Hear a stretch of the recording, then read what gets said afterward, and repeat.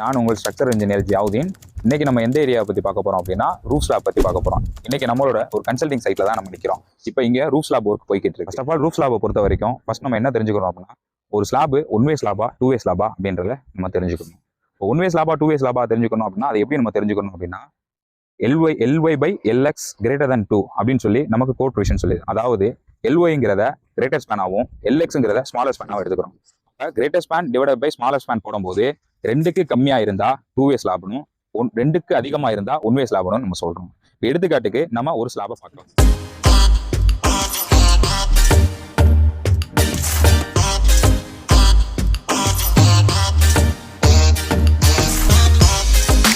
எடுத்துக்காட்டுக்கு இந்த ஸ்லாப் எடுத்துக்கலாம். இந்த ஸ்லாபோடைய லாங்கர் ஸ்பேன் எவ்வளவு இருக்கு அப்படின்னா 15.4, அதாவது 15 feet 4.5 inches வந்து சென்டர் டு சென்டர் இருக்கு. இதோடைய ஷார்ட்டர் ஸ்பேன் வந்து 10.5, அதாவது 10 feet 10.5 inches இருக்கு. ஸோ அப்ப longer span divide by smaller span போடும்போது நமக்கு 2க்கு கீழே நமக்கு வருது. அதாவது அப்ராக்சிமேட்டா எடுத்துக்கிட்டீங்க அப்படின்னா ஒரு 1.17 இந்த மாதிரி சம்திங் வரனால இதை நம்ம டூ வே ஸ்லாப்னு கன்சிடர் பண்றோம். இதை நமக்கு கோடல் ப்ரொவிஷன்ஸே நமக்கு சொல்லுது. அதனால இந்த ஸ்லாபை வந்து நம்ம டூ வே ஸ்லாப்னு கன்சிடர் பண்ணுறோம். ஸ்லாபோடைய திக்னஸ் அதோடைய ஸ்பேனை பொறுத்து நமக்கு வேரியேஷன்ஸ் ஆகும். 6 inch ஆகலாம், 5 inch ஆகலாம், 6 inch ஆகலாம், 8 inch ஆகலாம். இப்படிங்கிறது ஸ்லாப் திக்னஸ் வந்து அதோடைய ஸ்பேனை பொறுத்து வேரியேஷன்ஸ் ஆகும். மினிமமா நமக்கு கோடு வந்து 5 inch கண்டிப்பா கொடுக்கணும் அப்படின்னு சொல்லி கொடுத்துருக்காங்க. நமக்கே எல்லாருக்குமே தெரியும் காங்கிரீட்டை பொறுத்தவரை good in compression, week in tension சொல்லி. ஸோ அந்த அடிப்படையில அதோடைய திக்னஸை நம்ம வந்து டிசைன் பண்ணுவோம். ரெசிடென்ஷியல் பில்டிங்கை பொறுத்த வரைக்கும் டெக் லோடு 1.5 வச்சு டிசைன் பண்ணியிருக்கோம், லைவ் லோடு 2 வச்சு டிசைன் பண்ணியிருக்கோம். கூட ரெயின்ஃபோர்ஸ்மெண்ட்டை பற்றி பார்க்கலாம். இப்போ இந்த போர்ஷனை பார்த்தீங்கன்னா பாட்டம் ரெயின்ஃபோர்ஸ்மெண்ட் மட்டும் இருக்கு. இந்த போர்ஷன் வந்து டாப்ல ரெயின்ஃபோர்ஸ்மெண்ட் கொடுத்துருக்கோம். அதாவது இந்த பாரை கொண்டு போய் கிராங்க் பண்ணி மேலே அடுத்த சப்போர்ட்ஸ்ல வந்து கொடுத்துருக்கோம்.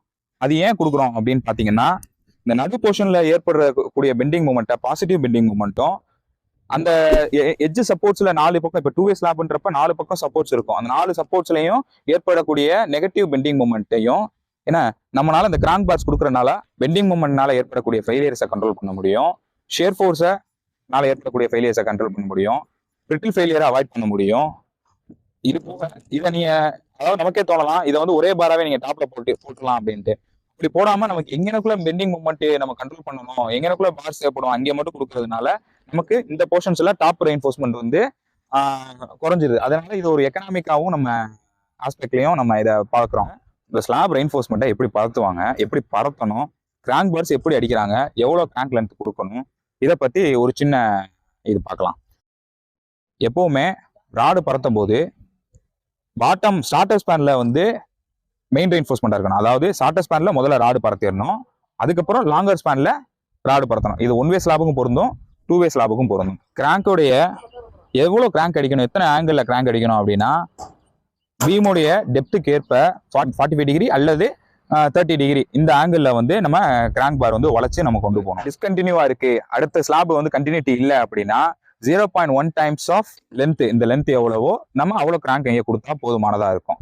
அதே மாதிரி இந்த ஸ்லாப் அடுத்த ஸ்லாபோட கண்டினியூ ஆக போகுது அப்படின்னா 0.15 டைம்ஸ் ஆஃப் இந்த ஸ்லாபோடைய லென்த்தை கொடுத்தா அதுவே போதுமானதா இருக்கும் நம்ம அந்த கிராங்கோடைய லென்த்து.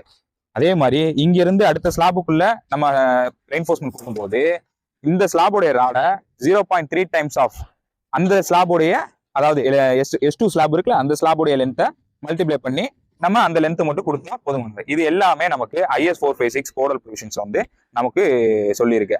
அதன் அடிப்படையில தான் ஸ்லாபோடைய ஒர்க்கை டிசைன் பண்ணி இங்கே நம்ம எக்ஸிக்யூட் பண்ணியிருக்கோம். இது மாதிரி நாலேஜபிளான விஷயங்களை தெரிஞ்சுக்கிறதுக்கு நம்ம சேனலை சப்ஸ்கிரைப் பண்ணுங்க, ஃபாலோ பண்ணுங்க, சப்போர்ட் பண்ணுங்க. Thanks for watching.